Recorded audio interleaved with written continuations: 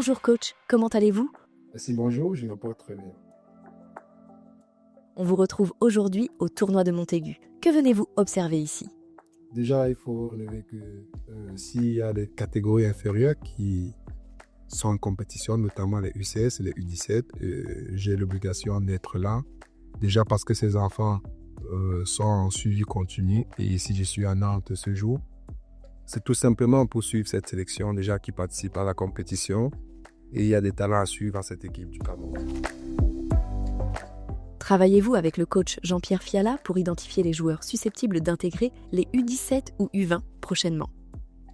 Déjà avant que le coach Jean-Pierre Ferland arrive chez les U16, il était chez les U17. Après, nous avons eu toujours cette collaboration. Dans mes dernières campagnes avec les U20, j'ai eu des joueurs qui sortaient de cette cuvée. Et après, qui dit U16, U17 sont les catégories très rapprochées. Et je me suis suivi dans la continuité du travail avec le coach. Avec lui, nous avons des très bons rapports. Après, nous avons opté pour des jeunes joueurs en sélection. Et un jeune peut quitter des U16 et directement être chez les U20. Existe-t-il une réelle collaboration entre les sélectionneurs des catégories jeunes et comment travaillez-vous avec votre staff, notamment votre adjoint Andy Fipius? Bon, déjà, la collaboration entre les sélectionneurs des autres catégories, je crois que l'ADTN a déjà fait quelque chose. On a déjà fait plusieurs réunions dessus. Nous avons un groupe où on échange. Après, il y a le coach Jeffy, qui est un grand frère, mais qui est mon adjoint. Mais après, j'ai beaucoup de respect pour lui. Je crois que c'est quelqu'un de bien. Humainement, il a beaucoup de choses. Il m'apporte beaucoup de choses dans ma majorité d'entraîneur. Et après, c'est un très bon collaborateur qui essaye d'apporter ce sens d'esprit compétitif, peut-être que je n'ai pas eu parce que je n'ai pas joué au foot. Et avec lui, je crois qu'on se sent plutôt bien et nous collaborons comme il faut collaborer pour que l'équipe nationale U20 avance. Pourquoi n'observe-t-on pas au Cameroun une continuité entre les sélections jeunes, comme c'est le cas au Maroc, au Sénégal ou en Europe? Pourtant, vous avez intégré plusieurs U17 à votre groupe. Bien après, je pense que depuis l'arrivée de l'exécutif actuel, après échange avec le président de la fédération, personnellement, j'avais pris l'initiative privée de suivre mes joueurs qui ont fait la CAN 17, notamment dont j'ai pris 9 joueurs et j'ai amené direct chez les U20. Et je crois que c'est comme ça qu'on devait travailler et ça s'est plutôt bien passé avec les U20. Donc je crois que peut-être le Cameroun n'a pas eu à le faire par le passé, mais au jour d'aujourd'hui, successivement, mes joueurs sortent beaucoup plus. Quand je dis mes joueurs, les joueurs de la sélection U20 sont beaucoup plus dans les catégories inférieures et aussi beaucoup plus dans les centres de formation. Donc, du coup, nous sommes sur un processus et j'ose croire qu'après ça, les autres catégories U23, que ce soit APRIM, ils doivent prendre le relais, quoi. Sans compétition jeunes régulières au Cameroun, comment repérez-vous les talents? Après, dire qu'il n'y a pas de compétition jeune, c'est peut-être trop dit. Il y a des compétitions privées organisées par les particuliers. La fédération essaie à son niveau de faire un tournoi jeune.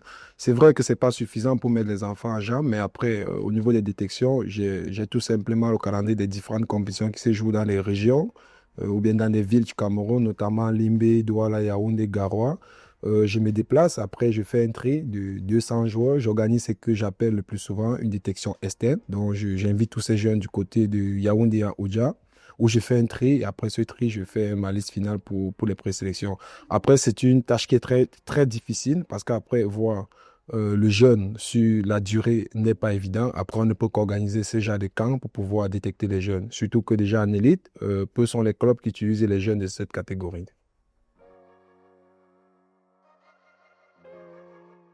Vous voyagez beaucoup en Europe pour détecter des jeunes talents, contrairement aux autres catégories. Pourquoi cette différence? Est-ce la FECAFOOT qui finance vos déplacements? Après, je crois qu'avant d'être sélectionné U20, j'ai d'abord mon objectif personnel, déjà qui est d'arriver le plus loin possible en tant qu'entraîneur. Je m'investis personnellement. Après, la FECAFOOT m'a donné cette possibilité, notamment d'avoir cette facilité d'arriver en Europe. Mais après, cela découle aussi de mes économies. Donc, je viens en Europe, non pas seulement pour détecter les joueurs, déjà pour me perfectionner, parce qu'après, en Afrique, je ne remets pas en cause la formation africaine. Mais après, je me dis qu'ici, à l'étranger, ils ont un plus que nous n'avons pas en Afrique. Et après, quand je me déplace chaque fois, j'essaie de faire des tournées dans des clubs de Ligue 1, Ligue 2. Et j'essaie de regarder le système, comment ça se passe, quel est le profil des joueurs qu'il faut. Et après, je rentre en Afrique, j'essaie de mettre en exergue et avec une académie donc, qui m'appartient et avec la sélection nationale. Et je crois qu'au jour d'aujourd'hui, depuis 2 ans que je viens en Europe, je crois que j'apprends vite. Et déjà, au niveau de mes connaissances et de mes compétences, je crois que j'ai progressé. Êtes-vous sous contrat avec la FECAFOOT et rémunéré? Qu'en est-il des autres sélectionneurs jeunes? Bon, après, je ne peux pas répondre pour les coachs des autres catégories, mais en ce qui me concerne, j'ai un contrat avec la Fédération camerounaise de football et j'ai un salaire qui passe régulièrement. Lors de la Kevin De Bruyne Cup 2024, vous étiez avec les frères Nkoto de Manchester United. Qu'ont-ils dit sur le Cameroun et sont-ils intéressés par une sélection?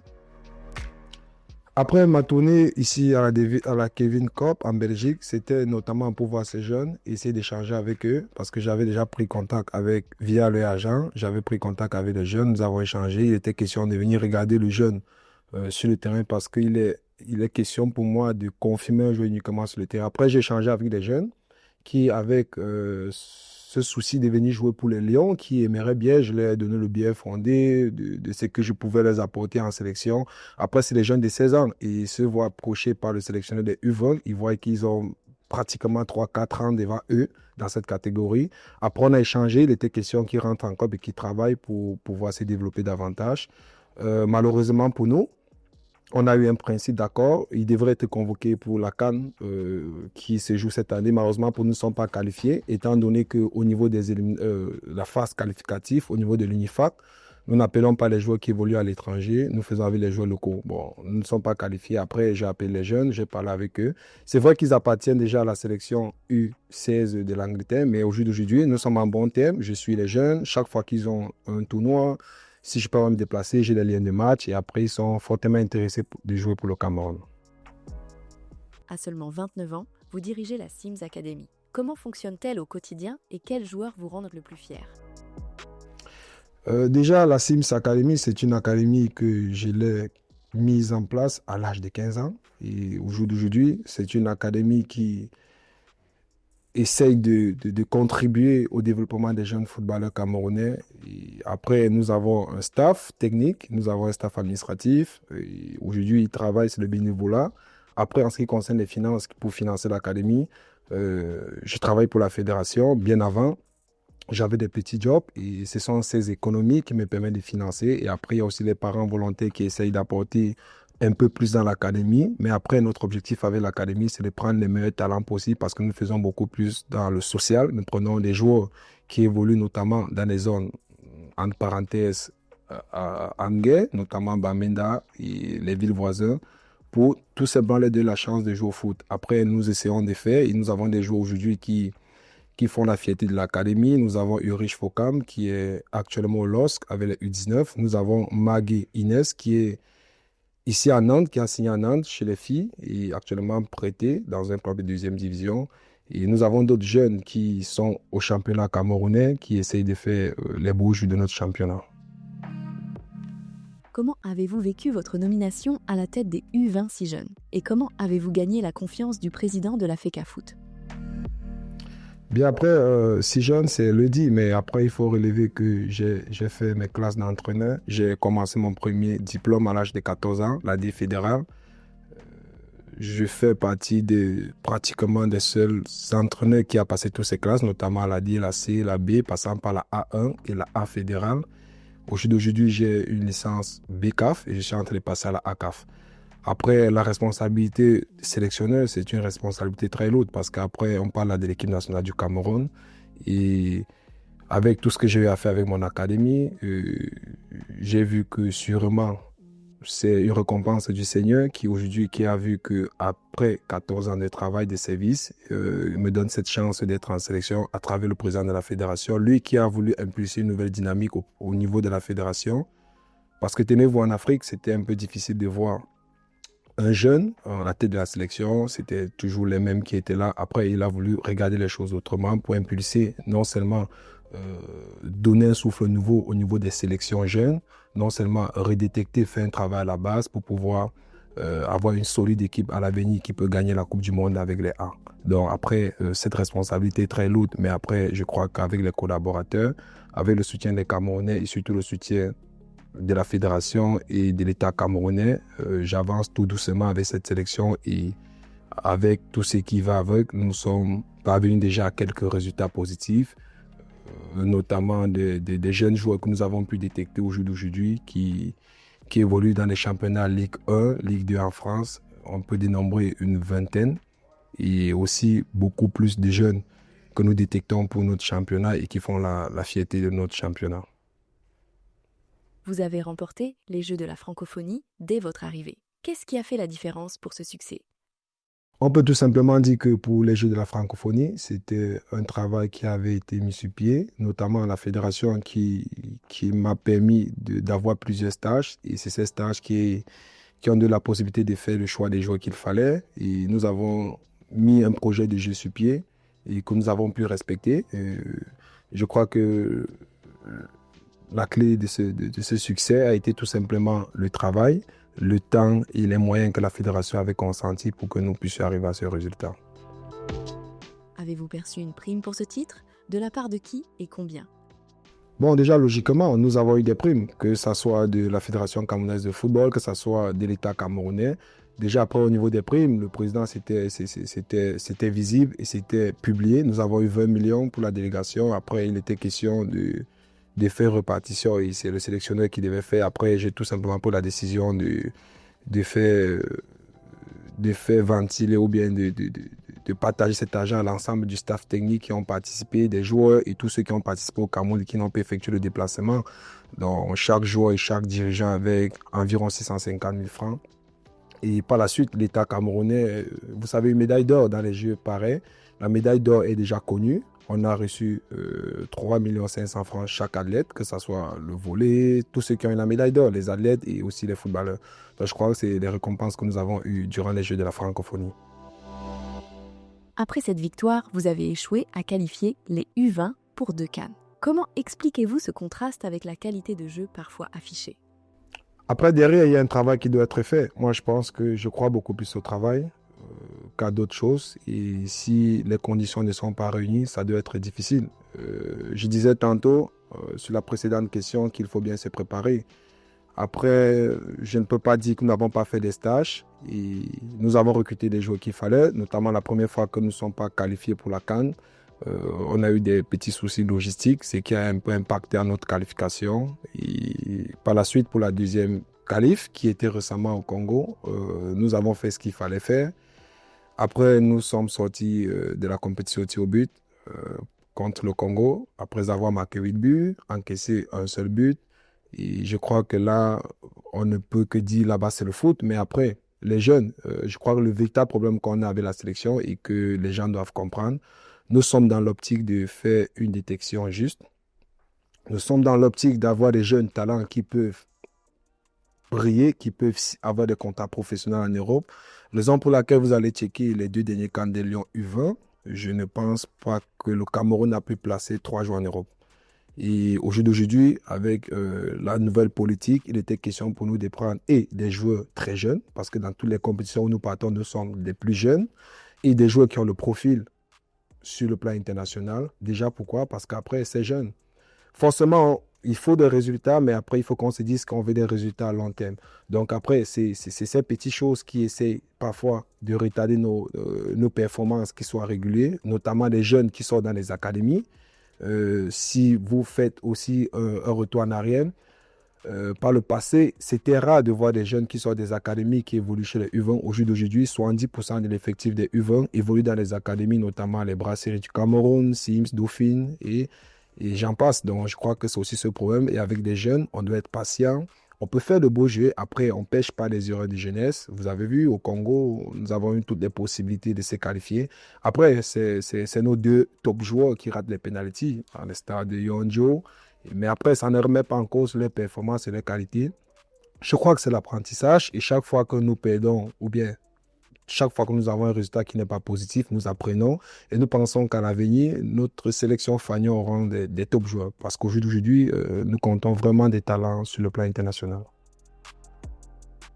Après ces échecs, avez-vous envisagé de démissionner? Après, oui, je crois que quand on a un coup dur pareil, tout nous passe à la tête. Moi, j'ai eu à parler avec mon collaborateur, je l'appelle ainsi le coach Pius. Moi, je lui ai dit que j'ai échoué 2 fois et qu'il était question pour moi de donner la place à un autre Camerounais. Bon, après, lui m'a tout simplement répondu que, écoute, coach, tu as fait ce qu'il fallait faire. Après, moi, je l'ai même dit qu'au lieu que moi je pense que j'ai échoué et qu'on peut donner la chance à un autre Camerounais parce que je n'arrivais pas à comprendre. Mais après, c'est pas moi le décideur. Nous avons un président de la fédération et c'est encore, si je suis encore au poste, c'est parce qu'il m'a encore renouvelé sa confiance et je crois que ces échecs que j'ai eus, mais c'est vraiment des leçons et je crois que pour l'avenir, on aurait une très grosse équipe des U20. Pourquoi Nathan Douala, décisif à l'Unifac 2024, n'a-t-il pas joué la demi-finale contre le Congo? Regrettez-vous ce choix après l'élimination? Après, on ne peut pas regretter les choix, on assume les choix. Nathan, c'est un très bon footballeur. Mais après, il faut qu'on fasse la part des choses. Nous sommes avec des jeunes et l'éducation passe avant tout. C'est pas parce que tu es un jeune qui a du talent et qui ne doit pas respecter ce qu'on s'est dit dans le vestiaire. Et le cas Nathan Douala, c'est un cas qui est passé. Et nous avons perdu, nous assumons. Je ne pense pas qu'avec lui sur le terrain, le score aurait dû changer. Peut-être ça aurait dû changer. Mais je crois qu'on assume tout simplement. Nous avons eu 20 joueurs à l'Unifac et nous avons un plan de match bien détaillé. Chez les U20 déjà, nous ne jouons pas. On ne joue pas pour jouer. Nous jouons parce que nous avons un plan de match. Nous préparons les matchs. Et ce n'est pas le sélectionneur qui prend seulement la décision de mettre un joueur à côté. Je crois que j'ai un staff technique ou bien staff technique administratif avec qui je collabore beaucoup. Et nous avons pris cette décision qui était purement sportive. Et c'était un choix que nous avons fait. Nous n'avons pas regretté le choix. Après, on aurait dû gagner. Qu'est-ce qu'on devait dire? Bon, c'est passé. Le cas Nathan Douala n'a pas tout simplement joué parce qu'il ne faisait pas partie de notre dispositif des jeux de départ. En août 2024, vous n'avez pas convoqué certains meilleurs buteurs du championnat, comme Richmond G ou Boris Mfumu, au profit d'autres profils. Pourquoi? Il y a déjà les choix qui interrogent parce que concernant les deux premiers attaquants, notamment Richmond G et le jeune Fumo, il faut rappeler qu'après, on ne doit pas faire la sélection en fonction de ce que les réseaux sociaux disent. C'est vrai, les stats parlent d'elles-mêmes, que Richmond G faisait partie des buteurs. Mais après, il faut se rappeler qu'après, il était en baisse de forme, la période où je voyais les derniers matchs pour les convocations. Donc, je l'ai mis sur la liste d'attente et bien par la suite, je l'ai convoqué, il a fait le stage. Parlant de Fumo, c'était un jeune qui est très bon. Je l'ai vu maintes fois avec l'AS Fortuna. Après, j'ai tout simplement voulu convoquer le joueur. Mais il savait qu'aujourd'hui, à la fédération, il y a des check-ins qui se font bien avant, notamment sur les identités des joueurs. Il y a des joueurs que les noms se ressemblent. Il y a des joueurs qui sont sur fraude d'identité. Pour Fumo, il fallait justifier beaucoup de choses parce qu'après, il est revenu en sélection, mais pour un premier temps, il n'était pas convoqué. Donc, je crois qu'en interne, il y a ce travail qui est fait au niveau de la fédération pour ne pas tomber sur le coup de la non-qualification des U23 pour la dernière CAN U23 qui était qualifiée pour les Jeux Olympiques. Donc, je crois que pour ces deux. Après, le jeune Bébon, j'ai convoqué Bébon dans une détection externe 2-3 fois. Le jeune n'a pas répondu présent. Après, on ne convoque pas des joueurs parce qu'il faut convoquer, parce qu'on a vu peut-être à la télévision, il faut qu'on touche les joueurs de près. Est-ce qu'ils ont dans notre dispositif de jeu? Est-ce qu'ils ont dans notre plan de jeu? Et c'était le cas Bébon. Et par la suite, ceux qui sont allés à l'Unifac, notamment Richmond qui n'a pas fait partie de l'Unifac, nous avons quand même des cracks à ce poste, notamment le jeune Kofan, qui est aujourd'hui à Albacete en deuxième division, qui est pratiquement à 5 buts en 9 matchs, aujourd'hui qui est en deuxième division en Espagne. Nous avons le jeune Lionjo qui serait transfugé dans un top club de Ligue 1 en France. Après, c'était les deux qu'il fallait sur l'effectif de 20. Donc, je crois que le choix a été tout simplement fait sur la base de la performance sur le terrain en plein stage parce que nous rendons compte que certains viennent en stage et après, les jeunes qui sont des académies survolent et prennent le dessus sur ces joueurs. Donc, je crois que au jour d'aujourd'hui, nous avons fait ces choix purement sportifs et sur le terrain. On vous accuse de favoriser les joueurs du club de Foko Kamga ou ceux de l'agent Patrick Ndji. Que répondez-vous à cela?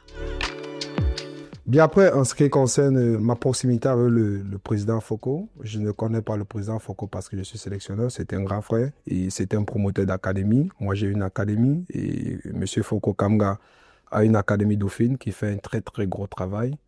Et au jour d'aujourd'hui, si ces 3 joueurs faisaient partie de la liste des U20, ils ont complètement mérité. Au jour d'aujourd'hui, nous parlons des 3 joueurs qui ont signé en France, notamment Mabonki qui est à Valenciennes, Arona Dibril qui est à Angers, Nombisi qui a signé au LOSC. Bon, je pense que c'était les top joueurs qu'on avait en sélection.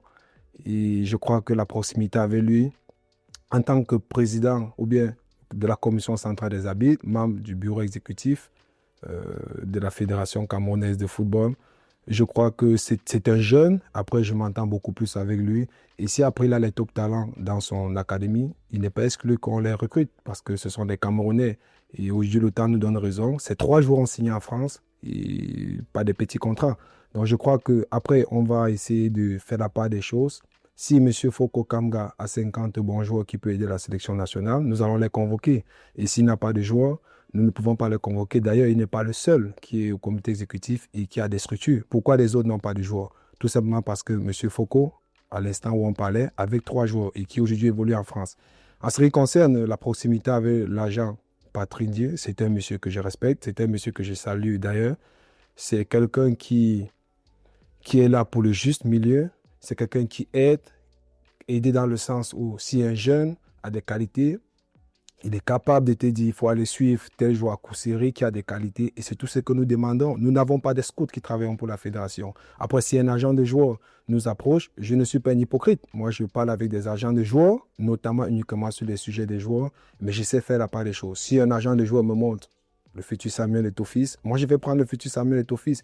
Vous parlez de cet agent qui aujourd'hui, qui est l'agent de Carlos Baleba, cet agent qui a fait sortir pratiquement lui seul en un an au Cameroun près de 18 joueurs et qui ont signé en Europe. Après, on me dit des proximités avec l'agent de joueurs. Je ne donne pas des joueurs à l'agent de joueurs. Lui, s'il a pu faire un casting national, il a eu les meilleurs talents et que ces meilleurs talents se retrouvent en sélection nationale, notamment ces joueurs qui sont dans le Gazelle, c'est des meilleurs joueurs. Nous n'allons ne pas prendre des joueurs prétestants qui sont les joueurs d'un agent de joueurs. Aujourd'hui, on parle d'Angel Yondio, qui est son joueur. Je crois que de toutes les générations, je crois même 10 ans en arrière au Cameroun, ce que ce jeune dégage comme talent, nous n'avons pas eu.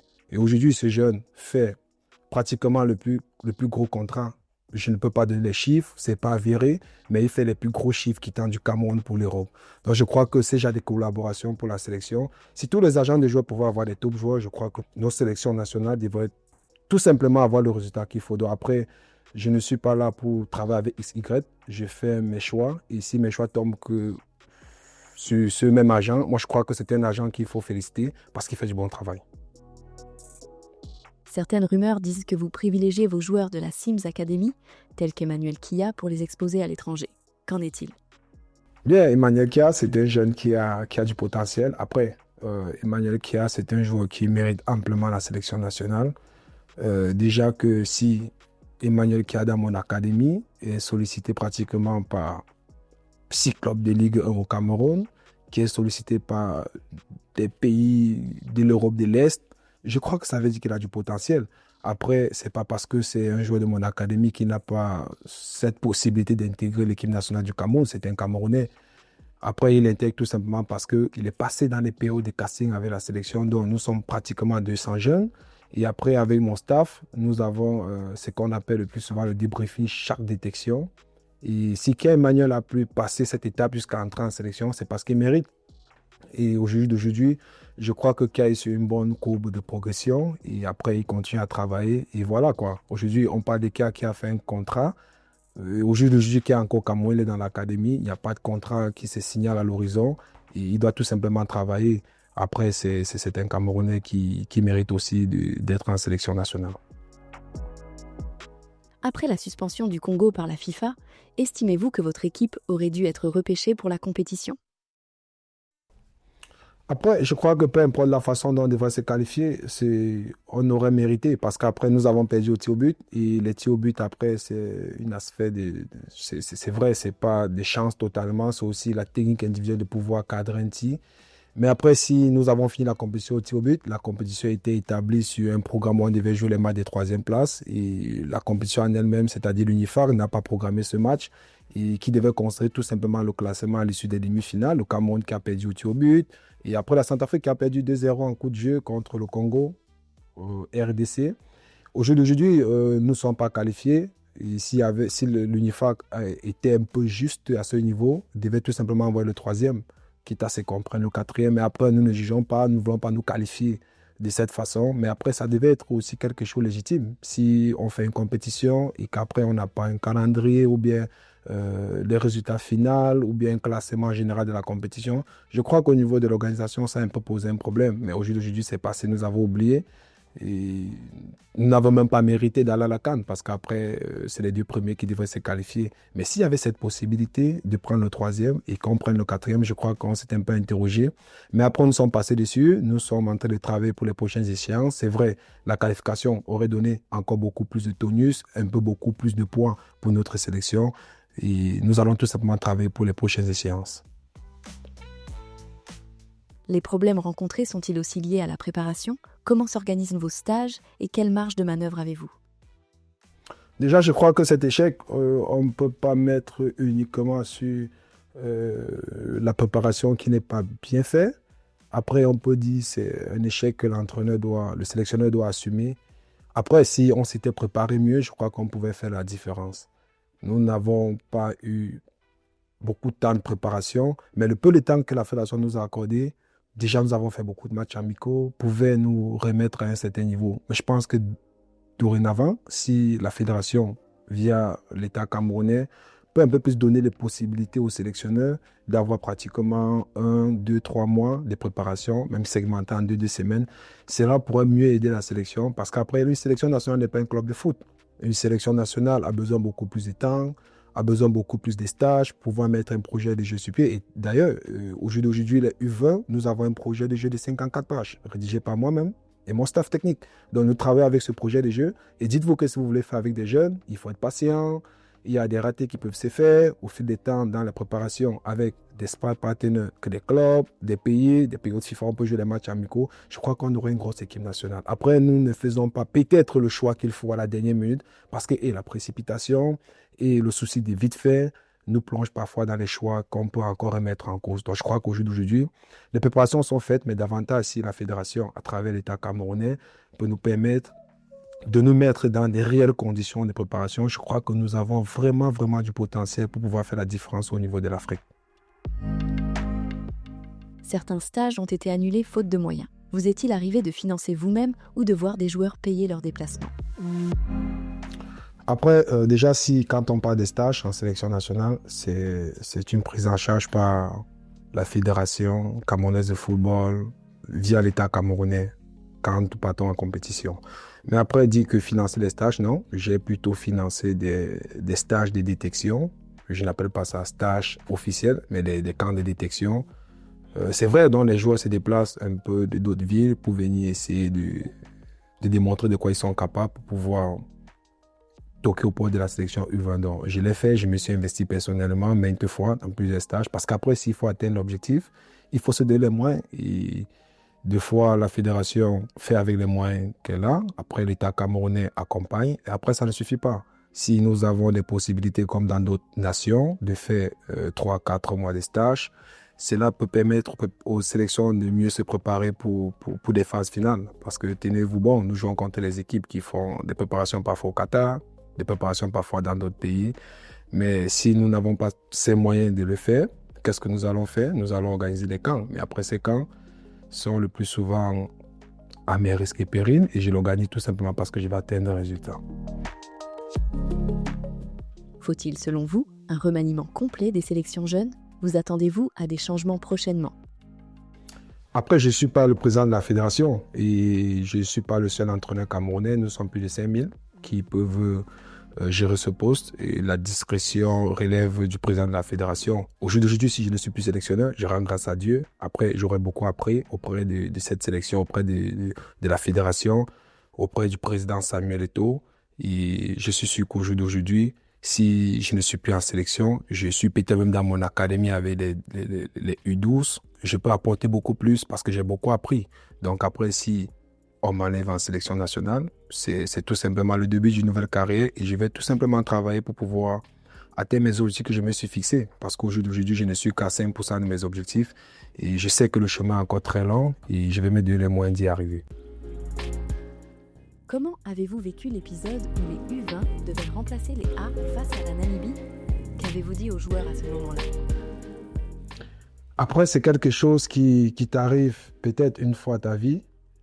Quand on te dit que tu dois remplacer une sélection fanion. Après, nous sommes tout simplement au service de la fédération. Ce que les Camerounais ne savent pas, c'est qu'une fois que nous sommes en stage, nous sommes assurés, nous sommes au service de la fédération. Si la fédération dit, tenez, vous partez au Congo, nous allons partir, tout simplement. Le président ne nous a pas pris au quartier pour que nous puissions aider cette délégation. Après, c'était des moments vraiment inoubliables parce que beaucoup de choses sont passées. En 24 heures, nous sommes restés dans la peau des professionnels. Nous avons fait un débarquement du côté des Douala. Nous nous avons pris, la fédération nous a accueillis, nous a tout donné comme des lions A. Après, les joueurs, l'état d'esprit des joueurs était vraiment très gonflé. Ils savaient qu'ils partaient défendre les couleurs du Cameroun. Et nous, on savait bien que nous faisons cela pour rendre service au peuple camerounais. Parce qu'après, c'est la fédération qui décide. Et après, la fédération à Douala a dit, vous devez rentrer sur Yaoundé. Nous avons exécuté. Et après, nous avons pris la route pour Garoua. Une fois à Garoua, je crois que c'était vraiment un moment très fort. Parce qu'après, une fois entré au stade, on s'est senti vraiment comme des jeunes ou bien des citoyens camerounais qui sont prêts à tout moment de réagir une fois que la nation les appelle. Donc, je crois que c'était un moment qui a suscité, même sur le plan mental, les jeunes qui se sont dit, tiens, est-ce qu'on peut compter sur nous déjà à ce niveau? Et je crois que c'est un déclic qui a impulsé une dynamique aux jeunes qui se disent, tiens, on peut déjà compter sur nous. Mais après, ça s'est passé ainsi. Et une fois sur place, tout est rentré dans l'ordre. Et nous avons pris sportivement, nous sommes allés au stade soutenir nos valeureux Lions qui se jouent. On fait un très beau match. Et par la suite, nous avons repris nos quartiers du côté de Yaoundé pour continuer notre préparation. Le championnat jeune n'a pas de format stable. Pourquoi et quelle serait, selon vous, une formule plus adaptée? Je pense que la Fédération camerounaise de football est sur la bonne ligne parce que déjà, il fallait déjà assigner le milieu de l'identité des joueurs. Il fallait déjà travailler sur la chose qui a été faite, l'identité des joueurs. Il fallait catégoriser les effectifs, chose qui a été faite. Et je crois qu'au jour d'aujourd'hui, le réel problème, on peut parler de l'harmonisation entre le cursus scolaire des jeunes et les calendriers de la compétition. Parce qu'au Cameroun, c'est un réel problème. Vous voyez des jeunes qui partent à l'école de 7h à 17h. Et après, quand est-ce qu'elles vont s'entraîner? Quand est-ce qu'on peut planifier un match? Donc, il y a ce problème que la fédération et l'État camerounais devaient revoir. Après, nous avons aussi le problème financier. Il faut se dire, si les coûts du stade sont peut-être parfois un peu plus chers, la fédération en elle-même ne peut pas supporter tous ces coûts. Je crois qu'il y a ce problème parce que, rassurez-vous, on ne peut pas jouer le football jeune à Marois dans un bon stade. On ne peut pas jouer le football jeune à Bamena dans un bon stade. Il y a des régions qui ne disposent pas de bons terrains adéquats. Après, la fédération est obligée de jouer sur le format que vous avez indiqué, un mois pratiquement, mais ce n'est pas pour justifier, parce qu'après, il y a un processus qui est en train d'être fait, et je crois que d'ici à là, on doit avoir un football jeune d'élite, parce que la solution, selon moi, c'est de créer un football jeune d'élite, c'est de répertorier 15 meilleures académies au Cameroun, qui font le travail sur le terrain. Nous allons voir, on va parler Galactique de Douala, nous allons parler Dauphine, nous allons parler des brassiers du Cameroun, Sim de Bafoussam, des centres réputés. On peut choisir 15, Gazelle, Coton Sport, et qu'on sorte un format de tournoi jeune d'élite nationale, et que ce tournoi jeune d'élite nationale, non seulement se joue chaque week-end sur les terrains adéquats, en aller-retour, vous voyez qu'un jeune a pratiquement 28 matchs.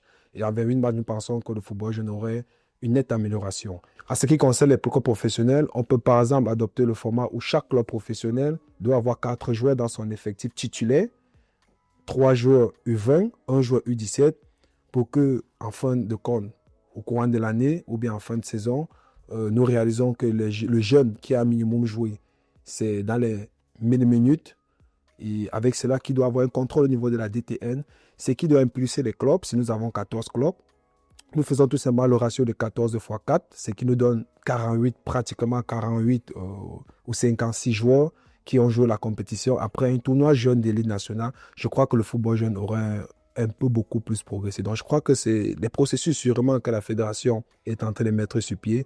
Et je crois que nous aussi, les sélectionneurs jeunes, nous apportons ces idées le plus souvent à la fédération pour pouvoir bien organiser, pour pouvoir bien planifier, afin que nous puissions vraiment avoir des jeunes qui ont des matchs en jambes. Parce qu'après, les résultats des sélections ne dépendent pas seulement des sélectionneurs. Si un championnat ne se joue pas sur la durée, si un championnat ne se joue pas avec des joueurs qui ont l'âge de la catégorie, si un championnat ne se joue pas dans les règles de l'art, sur un calendrier sur le long terme, je crois que ces jeunes auront la difficulté d'enchaîner.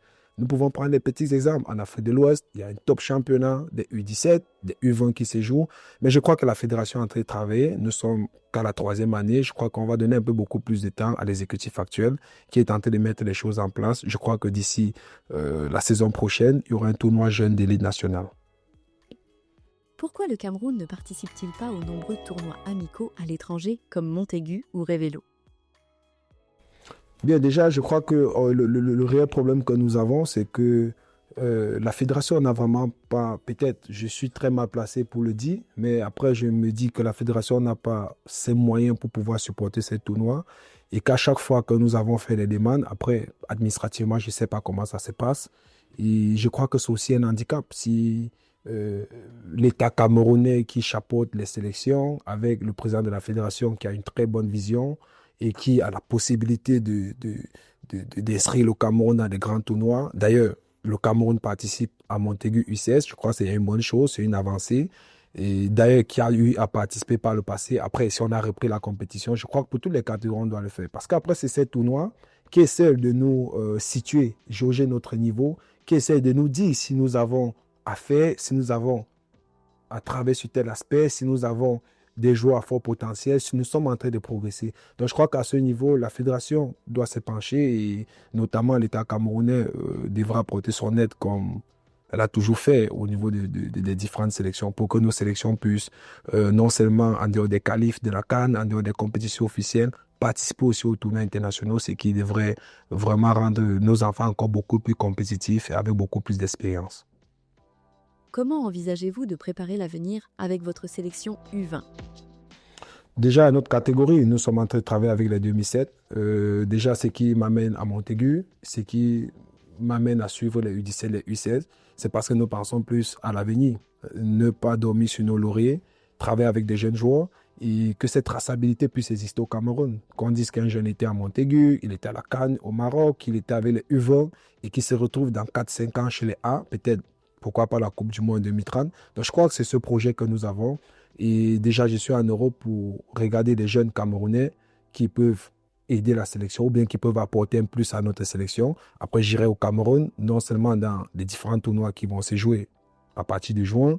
Je vais organiser des détections externes, des détections dans des régions pour pouvoir sortir encore davantage un fichier national de pratiquement 60 joueurs. Sur les 60 joueurs qu'on va suivre au courant de l'année, ce qui nous permettra déjà de suivre les joueurs, d'apporter des retouches, d'apporter des conseils au club, au coach, parce qu'il faut travailler en collaboration avec les coachs en académie et en club. Donc je crois qu'il y a ce travail qui est en train d'être fait.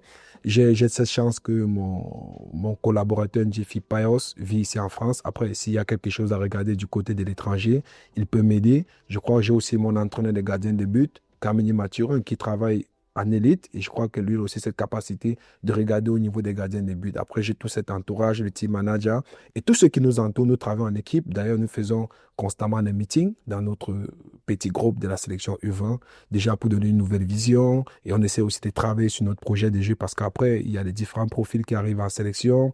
Il faut revoir parce qu'on peut avoir un projet de jeu, mais on n'a pas de joueurs pour animer le projet. Donc, c'est ça qui nous met au travail chaque fois et nous pensons que nous n'avons même pas de repos parce que nous avons des échéances. Déjà, nous avons un objectif vraiment majeur, c'est de donner une très très belle image à cette sélection et aussi à l'ensemble des sélections du Cameroun, notamment les U23, parce qu'après chez nous, ça part chez les 23, ça part chez les A', et après, pourquoi pas les A. Déjà que nous avons déjà certains qui sont passés de notre sélection et qui sont déjà chez les A. Avez-vous échangé avec Samuel Eto'o sur l'orientation de votre travail? Quelle est votre relation avec lui?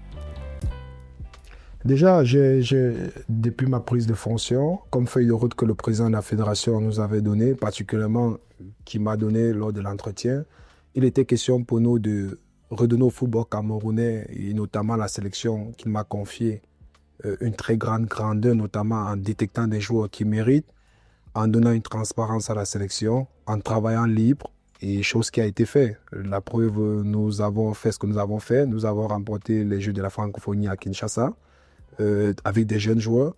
Au jour d'aujourd'hui, l'objectif était tout simplement que ces jeunes joueurs, au fil de 3-4 ans, puissent revenir en équipe nationale. Je crois qu'au jour d'aujourd'hui, si nous avons par exemple Naguida Aderems, nous avons Aboubakar Sidik, de Orsay, nous avons des joueurs comme Falcao, Kofan, aujourd'hui qui est Albacete. Aujourd'hui, sont des jeunes, en quelque sorte. Ils sont une vingtaine qui, qui aujourd'hui font les beaux jours de l'Europe et qu'aujourd'hui, ils peuvent être convoqués dans les 2 3 ans. Je crois que c'était ça aussi la feuille de route que le président a tout simplement assigné à ses sélectionneurs. Donc, je crois qu'au jour d'aujourd'hui, les rapports sont très bons et nous communiquons, nous parlons et je crois que sa vision reste le même. Et j'ose croire que nous sommes sur le chemin qu'il a voulu impulser pour la sélection nationale. Pourquoi n'arrive-t-on pas à construire plus de stades de proximité? Votre académie est-elle un exemple avec son propre terrain? Bien, après, parlant des infrastructures, je crois que cela relève beaucoup plus de, de la politique générale du Cameroun. Après, je crois que la fédération est en train de travailler dessus, a signé des conventions avec certaines mairies. Et je crois qu'on va donner tout simplement un peu de temps à l'exécutif actuel de peaufiner ou bien de finaliser avec ces projets. Et je crois aussi que l'État camerounais a fait des efforts pendant la CAN qui s'est jouée au Cameroun, nous a donné des stades. Parlant de mon académie, après, nous nous sommes dit en interne que si nous voulons former des joueurs à fort potentiel, nous avons besoin de l'infrastructure. C'était très compliqué, vu que dans ma ville, à Bafoussam, c'est difficile d'avoir des terrains. Et on s'est dit que la première des choses, c'est de mettre des aides de jeu. Nous avons eu des conventions avec des missions évangéliques qui nous ont donné de l'espace. Donc nous sommes en train de faire des travaux. Et je crois que c'est de là qu'on peut vraiment travailler parce qu'une fois que tu as ton aide de jeu personnel propre, tu peux planifier des séances d'entraînement, tu peux planifier des matchs, tu peux organiser des compétitions. Donc je crois que c'est la matière première d'une structure. Et pour cela, j'exhorte aussi les autres académies et des clubs professionnels du Cameroun s'ils peuvent penser de la sorte. Parce qu'après, une fois que tu as un terrain d'entraînement, je crois qu'au niveau même de la formation change et on a un problème, c'est le spécifique avec des jeunes. Et pour travailler le spécifique, il faut vraiment de l'espace. Donc je crois qu'au jour d'aujourd'hui, si et l'État camerounais, et la Fédération camerounaise, et les clubs, et les centres de formation s'investissent réellement dans le football, je crois que notre pays, nous avons beaucoup d'espace pour pouvoir réaliser cela. Nous allons vraiment former non seulement des top footballeurs, et nous allons réaliser le rêve de gagner une Coupe du Monde. Selon vous, que faut-il corriger pour développer le football jeune au Cameroun? Faut-il plus d'infrastructures, de compétitions ou mieux former les éducateurs? Bien, déjà sur votre question, je retiens des choses fondamentales, notamment la formation des éducateurs premièrement, parce qu'on ne peut pas développer un football s'il n'y a pas la main-d'œuvre. La main-d'œuvre, c'est quoi? Bien former les éducateurs, parce que c'est ces éducateurs qui impulsent, qui enseignent, qui donnent des paramètres ou bien qui donnent le chemin à ces jeunes qui doivent développer le football. Il faut d'abord commencer par bien former les éducateurs, notamment à repenser au système de formation au Cameroun. Et deuxièmement, c'est les infrastructures. Et déjà, si on parle d'infrastructures, je crois que cela relève purement de la fédération ou de l'État camerounais. Après, s'il n'y a pas de stades, je crois qu'on aura un sérieux problème. Et c'est ce qui nous manque au Cameroun. Nous avons des stades. Malheureusement, le coût est parfois un peu plus élevé, via 250 000 pour 2 heures de temps. Vous voyez qu'une académie comme Sims ne peut pas louer un stade même une fois le mois. Donc, c'est ce qui est très difficile. Avant de venir aux compétitions, il faut bien que ces paramètres puissent être réunis parce que s'il n'y a pas de bons éducateurs, il n'y a pas de terrain, il n'y a pas de footballeurs. Pensez-vous toujours être l'homme de la situation pour cette mission? Bien après même de la situation, je crois que les résultats parlaient d'eux-mêmes. Comme on disait tantôt précédemment, l'objectif n'était pas forcément de gagner une CAN et qu'après au sortir d'une CAN, c'est une célébration d'un jour et qu'une carrière c'est pour toute la vie.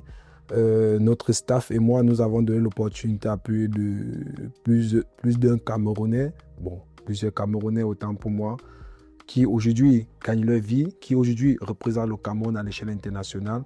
Je peux dire que nous pouvons toujours être les hommes de la situation parce qu'après, je travaille avec un staff. Parce qu'après, il y a beaucoup de Camerounais qui comptent vraiment sur nous, de leur donner cette possibilité de s'exprimer et de continuer à travailler en back-office pour que la sélection Fagnon, dans les 4-5 prochaines années, puisse triompher.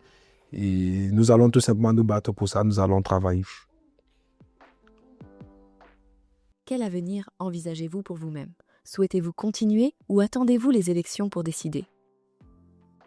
Déjà, aujourd'hui, je suis contractuel à la Fédération camerounaise de football et mon avenir dépend tout simplement de ceux qui décident. Je suis appelé à travailler avec n'importe quelle catégorie. Si aujourd'hui la fédération décide de me mettre chez les U15, chez les U17, je vais travailler déjà parce que je suis entraîneur. Et je crois que nous allons laisser l'avenir décider ce qu'elle doit décider, mais je suis appelé à servir mon pays. J'ai encore beaucoup à apporter pour la sélection nationale, peu importe la catégorie. Et je crois que nous avons tous les moyens nécessaires, que ce soit sur le plan sportif, que ce soit sur le plan administratif, que ce soit sur le plan d'encadrer les jeunes, de donner ce que nous pouvons donner à la jeune génération qui arrive. Quels sont vos projets futurs pour la Sims Academy? Après, les projets sont multiples avec la Sims. Sims aujourd'hui est dans l'optique de créer une grosse structure au niveau de l'Ouest, notamment avoir des talents que nous devons avoir la capacité de les loger, de les nourrir, de les scolariser et après d'avoir ses propres installations pour pouvoir former la jeunesse et pour pouvoir donner l'opportunité aux jeunes de réaliser leurs rêves. 2 joueurs de votre académie sont présents à Montaigu. Que ressentez-vous? Après, c'est une très très grosse fierté. Je crois que c'est un travail qui a été fait et ces enfants méritent pleinement. Sims aujourd'hui participe à de nombreux tournois organisés par des particuliers et que Sims aujourd'hui se voit à ce niveau, c'est une très grosse fierté. Cela prouve que le travail que les éducateurs à Bafoussam le font avec amour, le font avec passion. Et aujourd'hui, si j'ai une sélection et que Sims réussit à s'en sortir avec 2, cela démontre qu'il y a un travail de fond qui a été fait. Cela démontre qu'il y a quelque chose qui est en vue assis. Cela donne encore des yeux d'espoir à tous les jeunes qui veulent rejoindre notre académie. Cela démontre vraiment que nous sommes sur le bon chemin et c'est encourageant. Et je crois qu'aujourd'hui, ces jeunes ne sont pas en train de nous décevoir. Nous avons le jeune Trésor qui a pu se démarquer contre la sélection de l'Inde. Je crois que c'est quelque chose de bien. Après, nous allons tout simplement le souhaiter bonne chance et bon courage et surtout qu'il reste dans la discipline et dans le travail.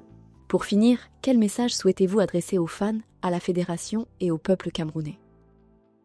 Après, je peux tout simplement dire merci déjà à ma maman, merci à mon entourage, à ceux qui m'accompagnent au quotidien, à ma femme. Je crois que j'ai un entourage superbe, notamment tous ceux qui sont autour de moi sont des conseillers. Je vais remercier tous ceux qui m'entourent parce qu'après, c'est mon entourage qui fait de moi ce que je suis.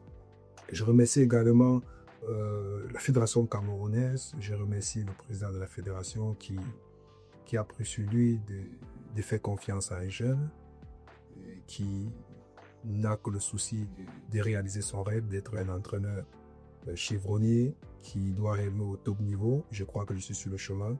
Je veux aussi remercier le peuple camerounais, malgré tout ce qui se passe. Parfois, quand je regarde, qui essayent de me soutenir, qui me soutiennent, qui apprécient la façon dont j'essaie de travailler avec professionnalisme. Je remercie également l'État camerounais, parce qu'après tout ce que nous faisons, il y a un État qui nous gouverne, il y a un État qui nous suit, il y a un État qui s'occupe de notre sécurité. Je crois que tout ceci me donne le cadre qu'il faut pour pouvoir réussir. Je vais aussi remercier pour finir le Dieu Tout-Puissant, c'est lui qui me donne la force, qui me donne tous les moyens nécessaires, la santé et tout ce qui m'aveugle, surtout le discernement du top talent qu'il faut.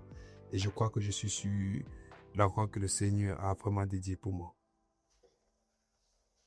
Ouais. Merci. Allez les lions. Allez les lions. Merci.